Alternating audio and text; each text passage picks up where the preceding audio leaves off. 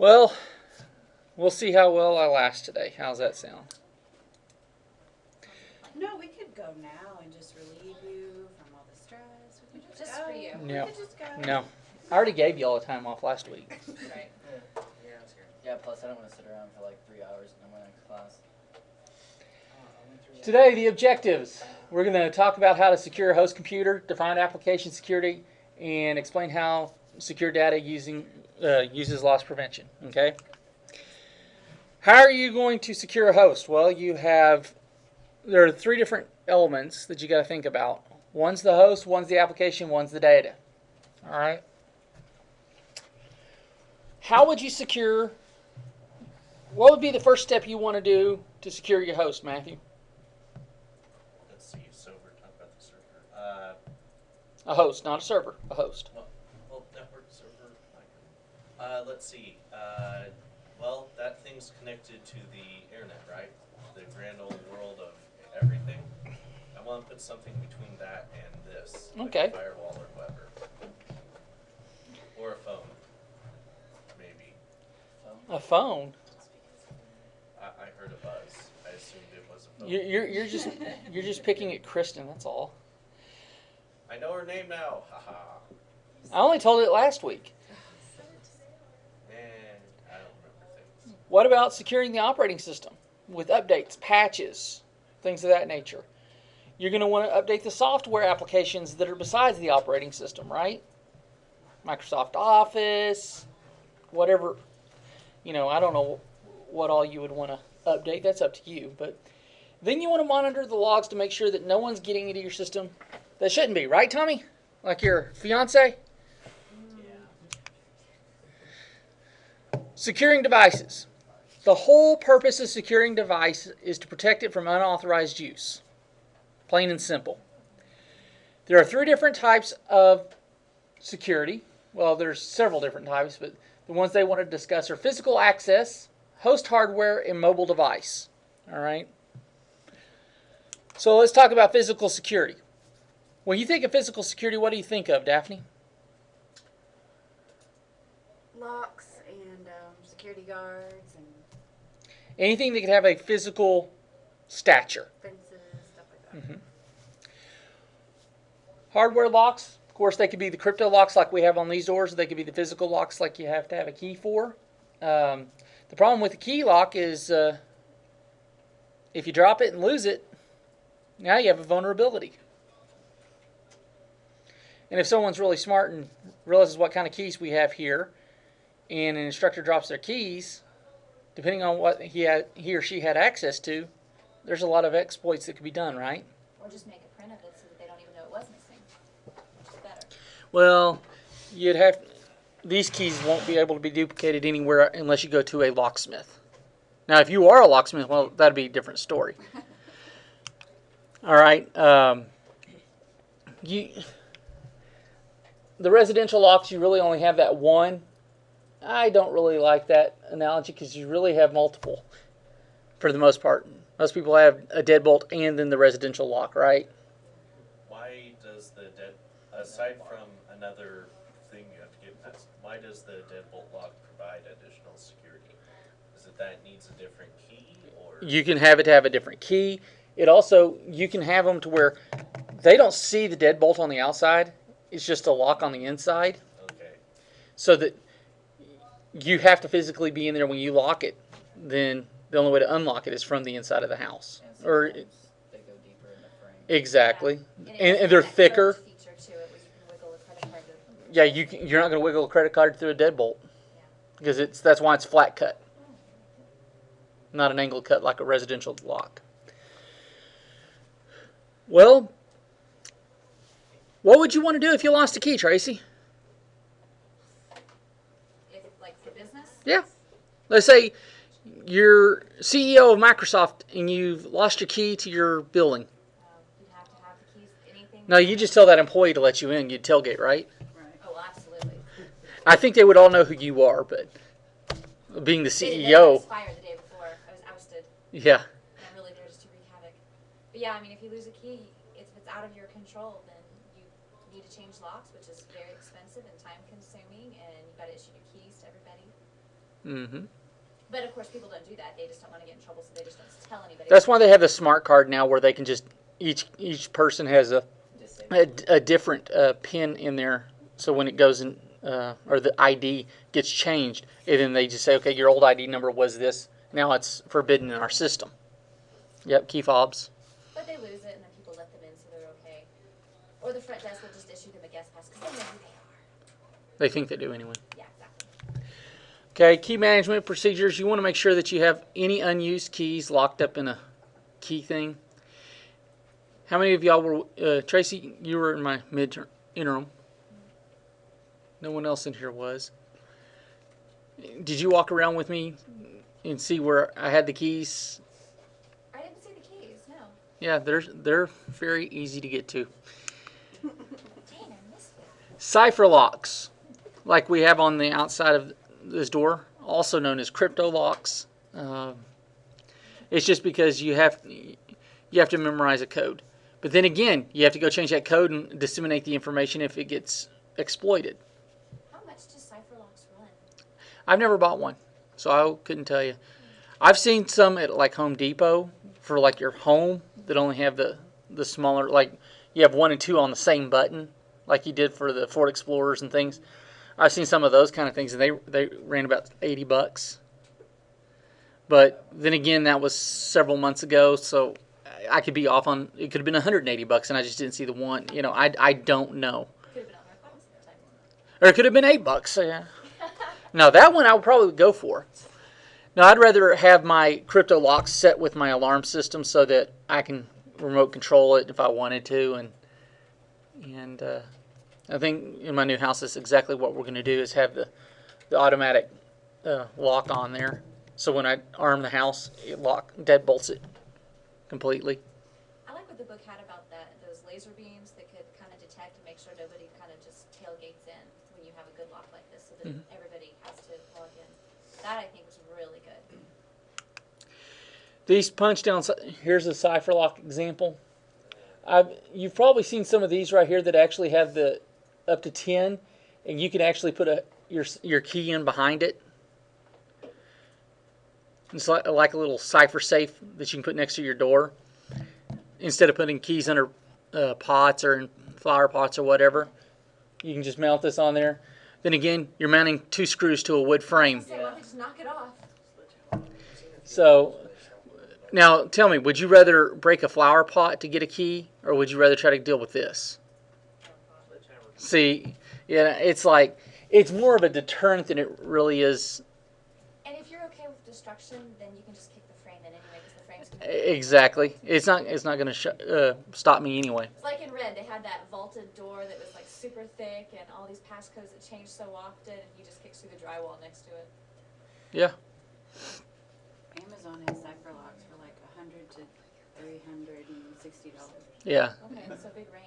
Yeah, it depends on the security and probably the mechanisms that they're dealing with and how advanced they are. RFID tags, like we talked about with smart cards, you can use RFID on them to allow you access into rooms. We used those on the previous slide, those badges. The ID badges that have In the smart card. military hospital, we had the ID badge where you could swipe it on the reader, and that would open the door Yep. for you. Well, they have these that you don't even have to swipe them. You just have it in your purse and walk through.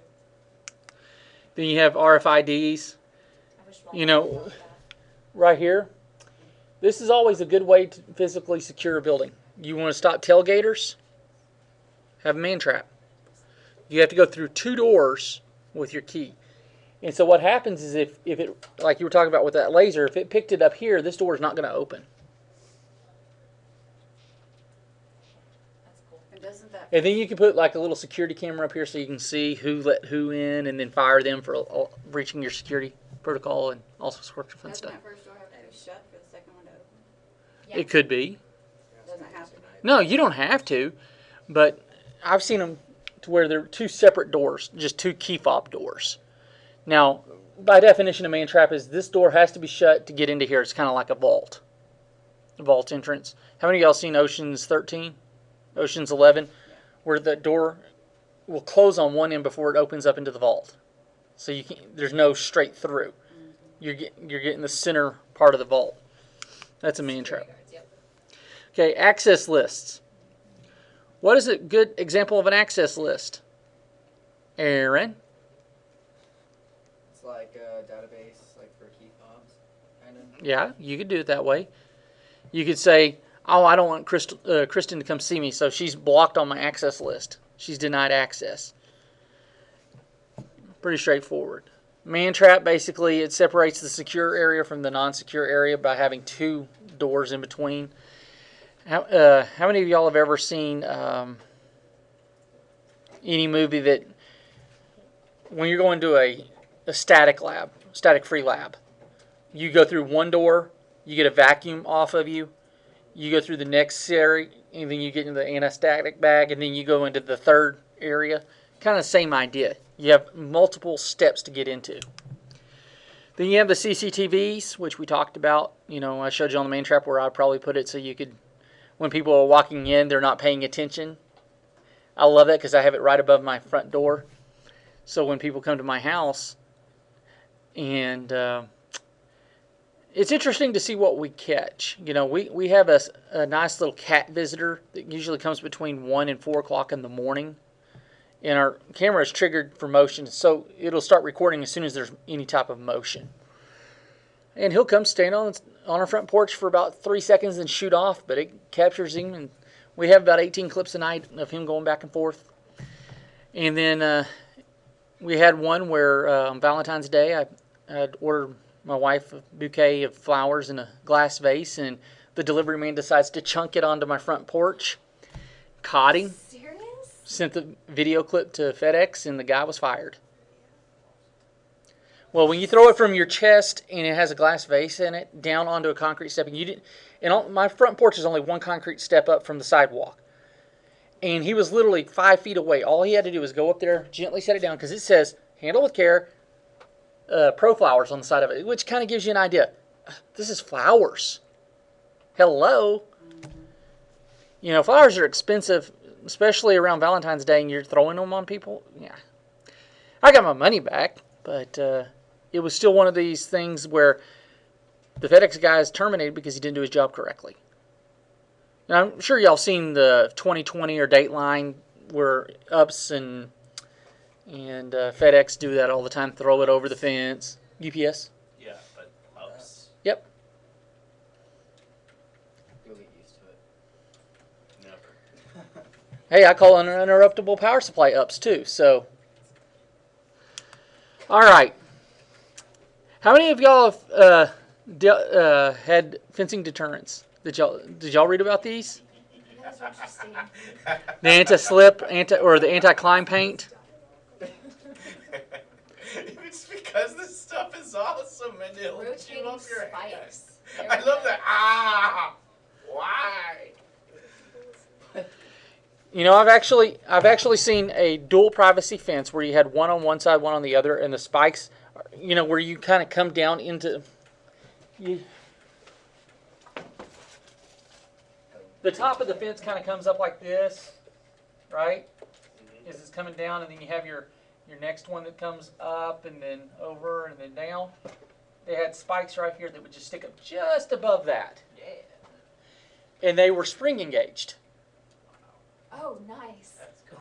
So if in both sides of the fence were like this, so you didn't have the bar to stand on, or the wood plank to stand on. And so if you tried to jump it, you better have your hands on these, because if you did, it's going to go straight through your hand. Of course, that was at someone's house that's a millionaire. And, I don't even remember seeing that. well, in between the two fences, they just have spring-loaded spikes. No, I get the spikes. I'm just trying to figure out how to get up off of that first thing. That's gonna be hard. Well, there was only a 6-foot-tall fence. So most people that have good athletic skills could just do that and then kind of just spring themselves over the side. Like you have the 4-foot stainless steel, the 4-foot fences that are Like the wired chain link fence. Okay. Basically, you do the same thing. You just grab it and then kind of thrust your body over. Now, with these 6-foot fences, I'm thinking more like Jackie Chan kind of activity, people that can really spring up, Olympian, that kind of stuff. You're trying to kill Olympians. Perfect. By the way, internet, you'll never see the picture. Ah! Okay. That's recorded for all posterity. Hardware security. How would you physically protect your hardware? For a vault, Put it in a vault? safe, classified server. Depends on what you were needing to protect, but those little locks, I mean, for basic, just computers, I mean, lock them fine. I've actually seen, you have that little plastic piece that you can feed the chain through for laptops and tie them down to desks. I've actually seen a network administrator in his infinite wisdom on the opposite end where you loop it. He just put it under one leg. All I had to do was lift up the leg and I pulled it off and I took out the laptop. He goes, "How did you do that?" I said, "Well, if you had looped it around the interior above where I could pull it out, then it would still be there." And aren't there like hard drive locks so that Oh, someone yeah. can't just swipe the hard drive really quickly? Mm-hmm. Yeah, that seems like it'd make a lot of sense. Depends on what you That's what want. you protect. Speaking of, here's, except he didn't put it through this nice little hole here. All he did was wrap it around the front part of the leg. So all I did was just slide the cable out, and I took off with the laptop. And there are only really 3 or 4 different types of locks for these. So if you find the key for it, What is For that? bolt cutters too, that cut right into that yeah. metal. Yeah. It's kind of hard for you to be walking in a building with bolt cutters and not be looking suspicious. If I have the key in my pocket, then they have no clue. I can walk out of a building with a laptop a lot easier than you can walk in with bolt cutters. What is that plugged into, so to speak? I get. Okay, right here you see this little break. There's just a little thin line right there. Okay. What it is the locking mechanism. There's just the handle for digital cameras, the little rope handles where you kind of just flip it around, same like this. Has a symbol of a lock right above Oh. Yeah, it's just kind of little. Okay, there's a lock plug. Or if you just carry a pair of dikes and you go click click and pull off the lock and you're scot free. They don't really think of really securing things down. Now, if you go to Walmart where they actually have the steel bar above it over the speakers, that's probably the best way to secure a laptop from it being able to be walked off with. Because it's a lot harder to go through that unless you have a key. Besides, if you're at Walmart and you're trying to do that, you're not going to get away with it because by the time you take out a welding torch to do that, they've already known that you're going to try to steal something. Cops are just waiting on you. Just go to the Home Depot department, get the bolt cutter. Bolt cutters walk over. I was gonna buy these bolt cutters. I just need to test and see if they work first. And you know what they're going to say? Well, you'll have 36 years to find out. All right, mobile devices. Mobile device security. How do you protect laptops, phones? What do you think, Ryan? Laptops and phones? Oh, other than the lock on the thing. You talking physical security or? Line on the C40. Yeah. Take battery out when you're not using it. I guess disable your Bluetooth because Bluetooth is very susceptible Be good first. on phones if you want. And I totally forgot to bring my stuff in today. I looked on your desk after you said that. They're sitting in between my 2 chairs. You could just go get them. No, They're in your office or at home? they're at home. Oh, I thought you. They're between my 2 recliners at home. I turned on my wireless Pineapple on Wednesday night and took down 3 of my neighbors' networks. I'm sure they appreciated that. And they probably had no clue what it was. It was kind of funny. But then I turned it off really quick because I was like, let me go play with this somewhere else first. I'm glad you're not my neighbor. Eh. Yeah. Well, when they kept screwing up my cable by allowing the big dog in their yard and not putting it up so that Cox could fix my line, I'm getting even. I'll disrupt their service all the time. Blame it on their dog. All right, remote wipe and sanitation. If you can get separated from your device, you can remote wipe it. Low jacking, yeah. GPS. I love it when it says you can locate you within 100 meters. There are some that can locate you within 5 feet. Back in the 80s. I heard one thing over the radio which kind of made me laugh. It was a warning for people to not use pet names in their contacts list. Like, they said some lady's phone got stolen, so she called it, they got her phone and her credit card, so they called up Honey. Or they texted Honey and asked what the PIN was, and he sent it in. You know, it's there's a lot of information that can be gained from your phones. Now the GPS thing, I mean, how do you? It's always on. Yeah, but I thought law enforcement had to access that, and they won't normally. Oh, they can access it all the time. Well, I know they can, but they won't. They won't if you ask it. Hey, what's They that? won't if you ask it. All you got to do is give them your phone number. They call it your carrier, whether it's Verizon, T-Mobile, AT&T, Sprint, whatever. They get the EIN of the number. They find the GPS coordinates of it, and that's usually how they can find the people. And that's why your serial murderers and things like that, they get rid of the phones. Prepaid cell phones are great. Burn phones. That's exactly why they do it, so that you never know who they are. All right. 5-step process for protecting an operating system. What's the first one? Define a security policy. Why is that important? Because if you don't know how you want to secure something, the rest of it's worthless.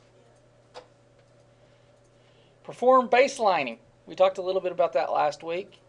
Configure operating system security and settings. Then you need to deploy those settings that you just set up. And then you want to implement patch management. Why patch management?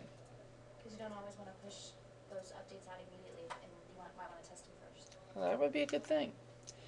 Develop security policy. All that is just a piece of paper that could be anywhere from 20 pages long to over 500 pages long. Trust me, I know. I've written a 500-page one. It only took me a year and a half. Perform host software baselining. All you do is check against, when you first set up the system, how things are functioning, and then how you're running at it against, and then look at the differences. Configuring operating system and security settings. There's many different security settings that you can do. How many of you have messed with GPOs? Group policies? None of you? How many of you have had network administration besides Tommy? I don't remember. I think it was online. Tommy, how hard did I hit on GPOs last semester? Oh, Daphne, you were in there too. The whole time. Yeah, pretty much. I was like, who was in my net admin class? And I'm sitting there looking at both of you. I'd forgotten you were in there, Daphne.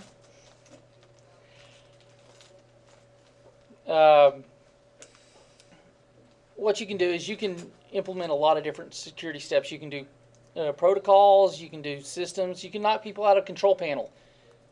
You can be mean and say, all right, you're not going, users can't turn off the machine, only administrators. And that's one that's bugging Ken right now because William did that to Fred, the server, in his office.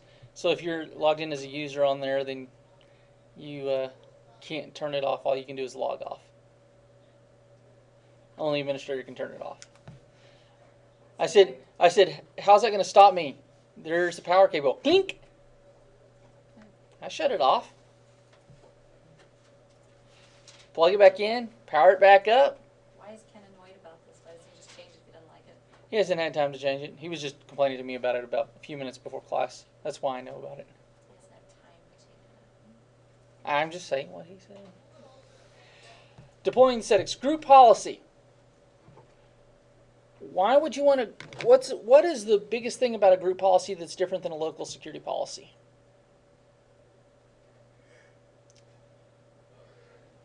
You can spread out to a group. It's a centralized security policy. I can force it out to every computer will have the exact same settings. What's the likelihood if I was to do a local security policy on all these computers versus a group policy that I would actually get something wrong or forget something on at least one of these machines? Or if I screw something up on one, I might screw it up on all of them. I can go to one place and fix it there instead of having to go through each and every one anyway. Because the amount of time that I do it in group policy is going to be the exact same amount of time that I would do it in one local security policy. But there's 20 computers in here. So I'm multiplying my times by 20 to do it via local.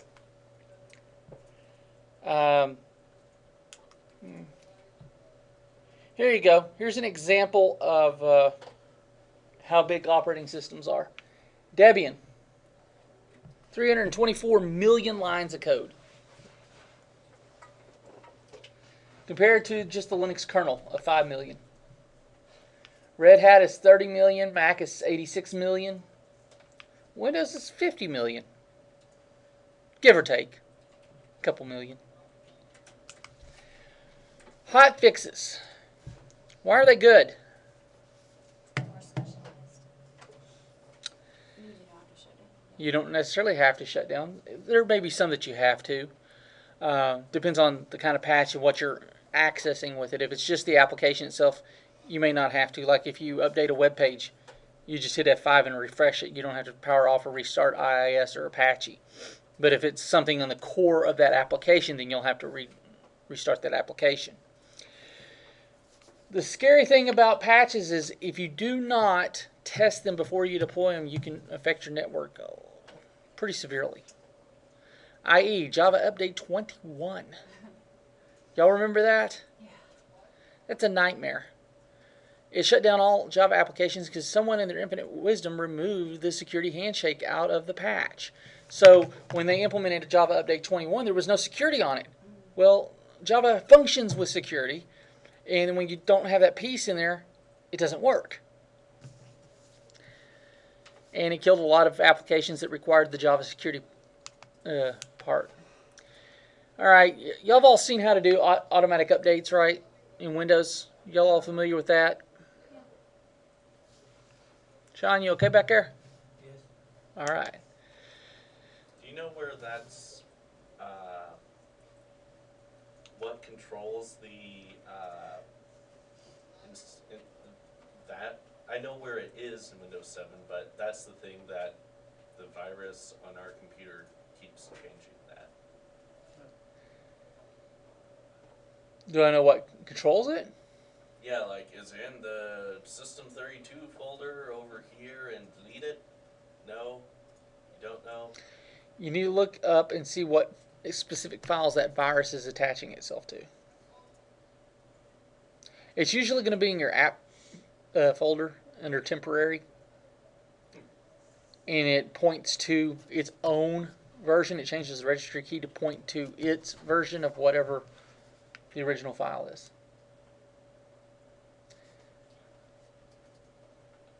And by the way, it's WSUS. Automated patch update service. It's good. WSUS can allow the administrators to choose which ones they want to install. So if you have Windows Server Update Services, you can actually say, you can test everything out and say, okay, well, this patch isn't going to affect it, so I can go ahead and push this one out as soon as we get it in. Or how many times have y'all updated a service pack and it's really messed with your system? I've had a couple. So here's how automatic patch updates. Has the vendors, comes down to their patch server, and then it can come down to your other patch server to send it out to all the computers. All right, it's. How many of y'all have dealt with NPS, Network Protected Services? Or I'm sorry, NAP, Network Access Protection. That's kind of a cool little feature that I can, as an administrator, set up and look, if your computer does not meet my minimum security requirements, it does not connect to my network. The only place it can go is to Windows Update or to whatever update it needs to get caught up to what I consider the minimums.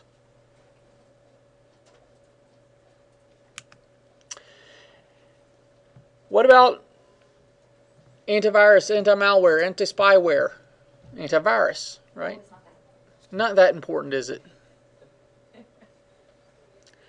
Antivirus basically checks your computer for infections between known virus patterns. Anti-malware looks specifically for malware type of attacks. Then you have anti-spam. Looks for different malware stuff so they can blacklist or whitelist your names. You can do Bayesian filtering. But spam is the #1 social engineering application. How many of y'all are familiar with SET?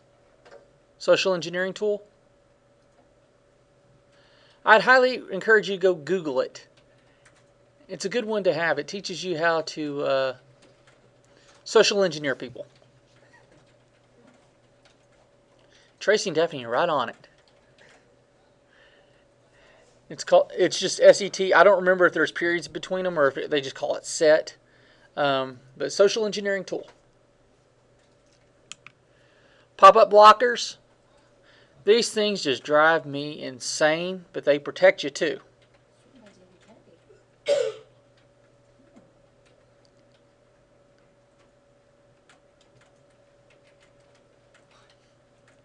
Trying to read that. Trying to read what? Oh, the warning? Yeah.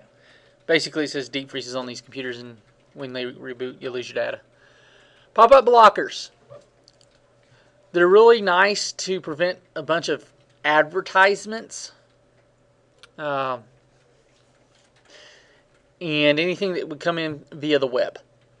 Okay. It doesn't help if I put a little USB device for keylogger like I did on Daphne's machine this morning. Of course, no, I didn't because it's at home. I didn't bring it with me. Firewalls. What are the two different types of firewalls? Sean? What are two different types of firewalls? Not internal and external. Tommy?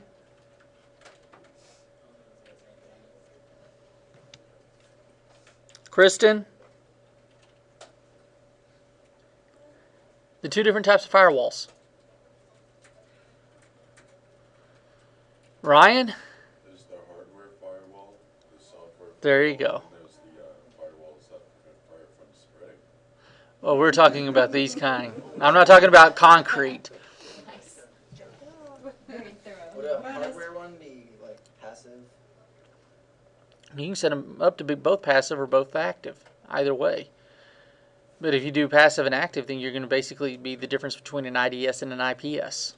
Remember, active is an IPS or intrusion prevention system because it'll actually prevent the attack from occurring. Versus an IDS or the intrusion detection, which is your passive and says, "Oh, well, you got attacked over here." Okay, that's what Snort does. And okay, monitoring system logs. Basically, you're just going to go in. You're going to look at your system logs to make sure that everything is normal. You're not seeing any excess successes or failures. Why would you not want too many extra failures or too many extra successes than what you normally would have? It would be a sign of someone attacking your system, right?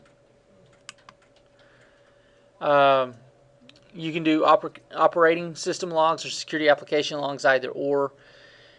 Basically, they'll tell you who's logged in, who's not, things of that nature. Your security applications are basically your patch management, antivirus, stuff like that. Just remember the operating ones are based on the operation of the system. And then you have your security. How susceptible am I to attacks? All right. Event Viewer. How many of y'all have ever looked into Event Viewer? Y'all seen these before? Where you can come into applications and security and system. And they'll just list all the successes or failures right here, depending on which one you're trying to audit. Um,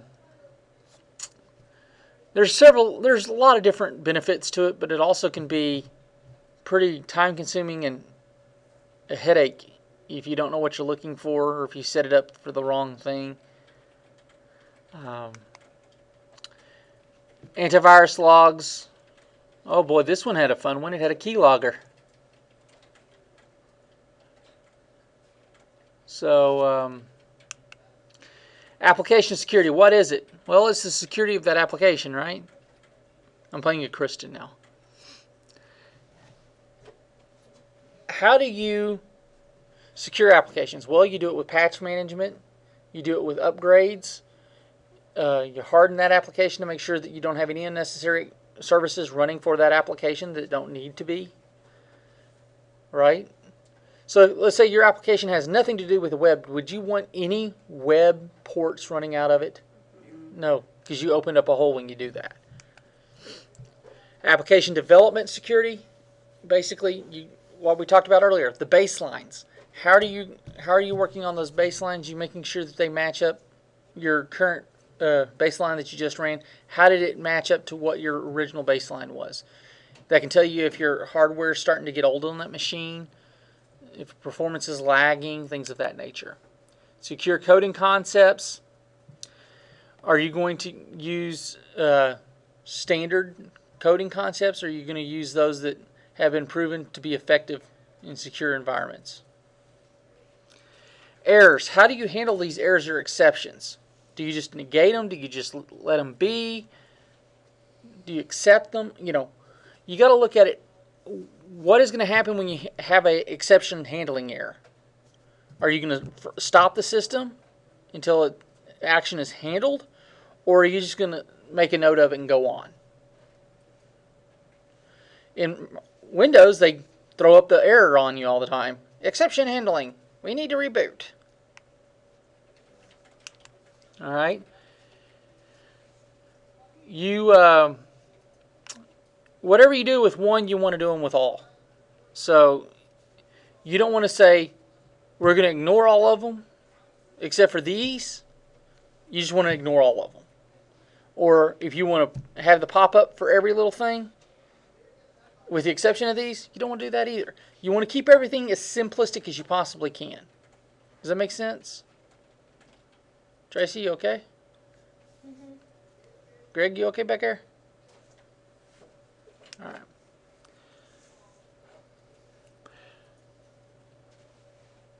You also need to look for the different types of injection attacks we talked about 2 weeks ago. SQL, cross-site, XML injections. Make sure that all your fields are validated correctly, right? All right.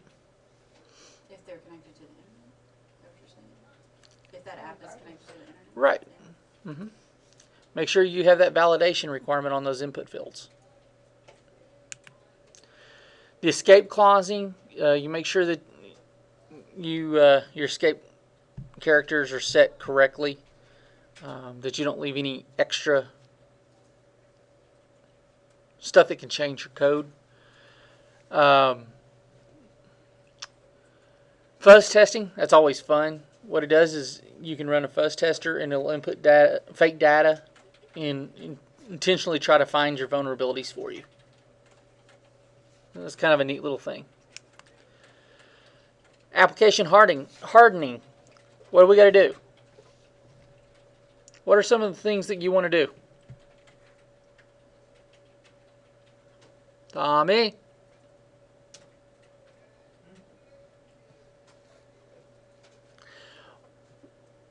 In application hardening, what is the biggest thing you want to do?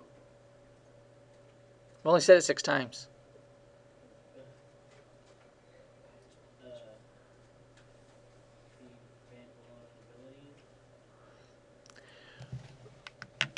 You want to not have any vulnerabilities for them to get to. In other words, don't have any unnecessary services or anything running that doesn't need to be running. You want to, when you're hardening anything, you make it the footprint as minimal as you possibly can. Does that make sense now? You're an ESM. You need to know that for your thing that you're working on. See, I'm trying to help you out with another class. You know, it'd be nice. Patch management. Was rare until recently. That's really outdated.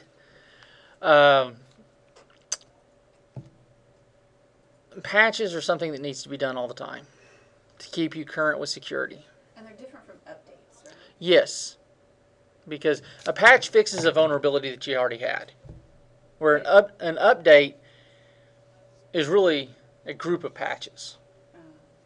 Does it come up though as an update? It could. Microsoft uses them as updates. Yeah, Like it's an update, but it's really it's just a small patch. they're all patches. Okay. You're fixing some code. You're patching over whatever you had. So an update is really a collection of patches, where a patch could be just one line of code, where you can comment it out or whatever. We already really talked about securing data. Where's the weakest link in this picture? You found a user in there? No, he's away from his laptop. Oh, that would be a very good one. Wouldn't it? This probably is right here is your weakest link. Squiggly line. From the mobile to the network. Mm-hmm. Yeah. Clear text. Always, or can you change that? If you're even in WPA, it doesn't take me but 3 minutes to break WPA, and then everything's in clear text. That's what they've not been able to secure wireless truly. You can encrypt it with AES, but how long is it going to take me to break AES? Not very long. I wish they'd do it with triple DES, 256 encryption. Why not? You already have the cryptography for it. Oh, it's too expensive. Does Firesheep only work with wireless? Or does it work with any network that it's connected to? Not dealt with Firesheep. Research it. I'm trying to do Go to it. that crazy cool website that Ken always talks about, right? Oh, stop. What is it? You did not just say that. I did it just to pick on her. I forget. Does he say it is a crazy cool website or something? Something. It is different. Yeah, all that, and then It's finally great last week website. he's like, This new great website. That's right. I remember seeing that I on. won't mention the name of the website. You guys probably already know. As he goes to it on screen, and you're like, shut up. That's in all posterity. One of the passwords too is Google it. I was like, you suck. Well, you just social engineered me by asking me about it. Of course, I already knew what it was. So it wasn't really that big of a deal. All the time. He acts like it's secret. Let me show you this Well, new website. he. I just had to give Tracy a hard time about it though. It hurts me though. It really Well, if does. I don't know the answer, I'm going to tell you go Google it because I'm not going to tell you a lie. I don't know the answer to it. Your question. He has to say it when you're like, Now, when he knows the answer, expecting an answer. when you know the answer, that should be a little different. You should You should instruct say and kind of steer you. Don't do it for you. Yeah. Steer you in that right direction. Like telling him to We are research recording, how to right? log into Cali. Come on, if you know the answer, just tell somebody. For like 3 days trying to find something. Well, let's see. I think he told me that there was someone that called up on the 6th day and said, I can't get into this. What's the username and password? He goes, well, why don't you go to this site and look it up? Yeah, why didn't you just tell me?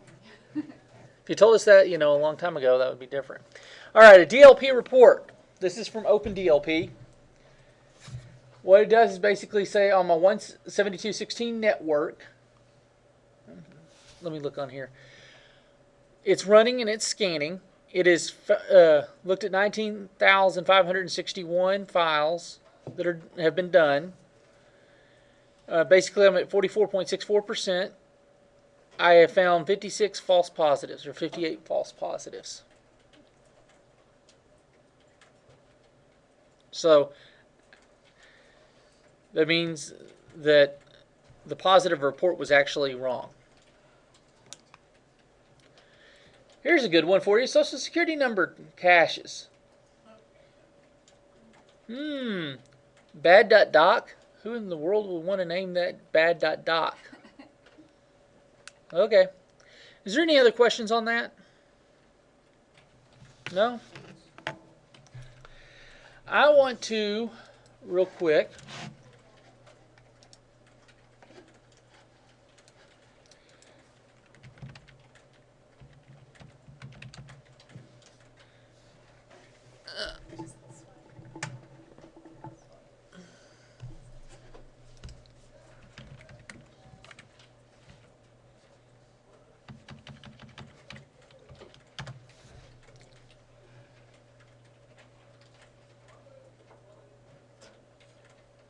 which one was it?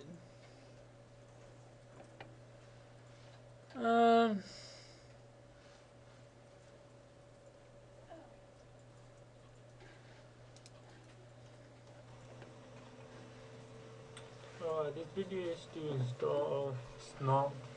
Okay. Sorry. I can't stand this guy. Yeah, he's annoying. Basically, I'm just going to mute it, and I'm going to tell you step by step of how you do this. Let me blow this up so y'all can see it. If you go to Snort, Snort is an intrusion detection system, right? Everyone's with me? An intrusion detection system. Now, on Wednesday, I'm going to let you install this in your lab. I'm going to give you step-by-step instructions on what you need to do so that y'all can go in and learn how to install an intrusion detection system on your VM. All right. First thing you do is you go to Snort to download Snort. But how many of you familiar with WinPCAP? Okay, WinPCAP, all it is, it's a program that has to run before you can run Wireshark. Basically, it says, here, let me see all my packets that are coming across my network. That's what WinPCAP does. It enables you to see those. So once we download, let me get through here. You're going to go, it'll bring you to this page where you can download. Now notice we have Snort, 3 different versions of Snort right there. You always want to get the newest version. In this case, for this video, it was 2.9. But that was 3 years ago. So they're a lot higher than that now. Notice it's a tar.gzip, right? What would that normally be? A Linux distro, right? Or part of a Linux? Because the tar is an encryption for Linux, or a compression tool for Linux. So when you see tar.gz, that's usually a Linux thing. However, in order to run this on Windows, we need 7-zip. How many of y'all have 7-zip on your machine? Okay. Well, you're going to have to download 7-zip so that you can extract Snort. But we'll go through all this process. I'm just talking about what we're going to do on Wednesday. We're going to download Snort. Now, after you download Snort, you go back to this, PCAP. Let's see here. Okay, basically he's going through the setup here. But there's one other file that you're going to need. Tell you what I'm going to do. Let me just do it this way.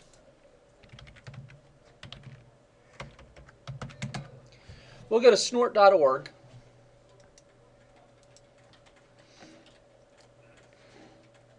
Okay. Let's say we've already downloaded Snort, right? And click download Snort. Now over here, we're at 2.96. What we're going to do is we're going to actually click the 2960 installer. All right. So I'm going to save this one. I'm actually going to save it to the downloads area, and then I'll move it over a little bit later. Now that we have that done, we actually have to go find the rules. What are rules? It's the set of what Snort compares these traffic to. So you come over here under Snort link where it says download rules. It's the third one on the right hand side. And then we come up and we match up. What version did we download? So let's come over here and I want to see what version I downloaded. So I downloaded 296, right? So what you're going to want to do is find the closest to 296 for rules. Now, you have community rules, you have registered users and subscribers. You're going to want to subscribe. It's absolutely free, and you'll be going through that so you can kind of see how this process goes. Then we'll find 2.9.6 right here. So then we'll download this. And well, let me sign in first.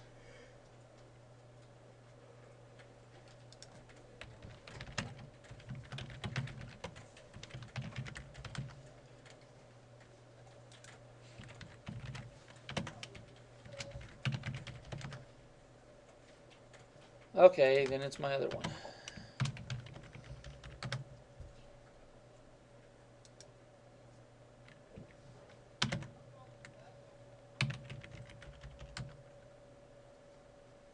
Really?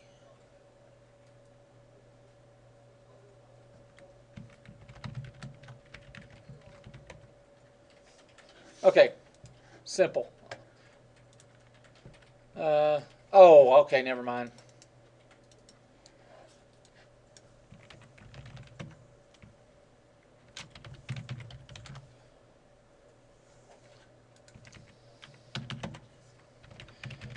Guess it would help if I remembered my password, right?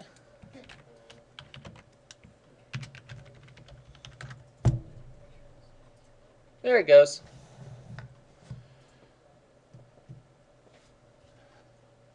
Okay, now that I'm here, I come over here to get rules. Okay, I wanted to download that 2.96, which moved it right here.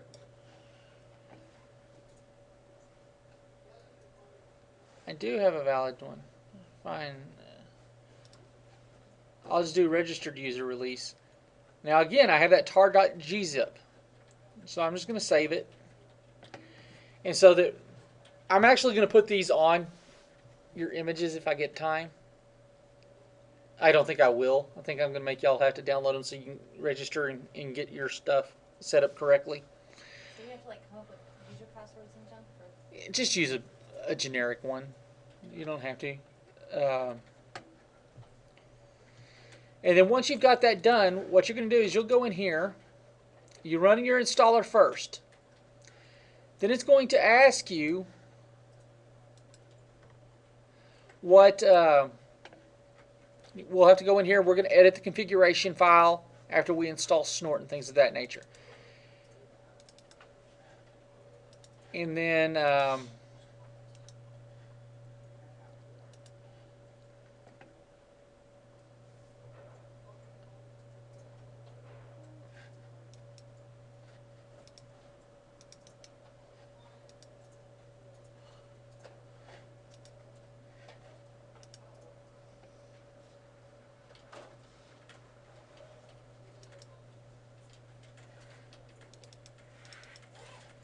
okay, I don't know why it's doing that, but we'll go through it and we'll be able to pull it down. And you're going to see all the different types of rules that you can have for Snort for it to pick out on the ID as an IDS. All right, then we'll run it. I'll guide you step by step of what we need to do for it. All right, does it make sense? And then if we have a little extra time, I may start covering a little bit of Wireshark. Go in depth with you on that and kind of show you how to start filtering out things and what kind of traffic is good, what kind of traffic is bad.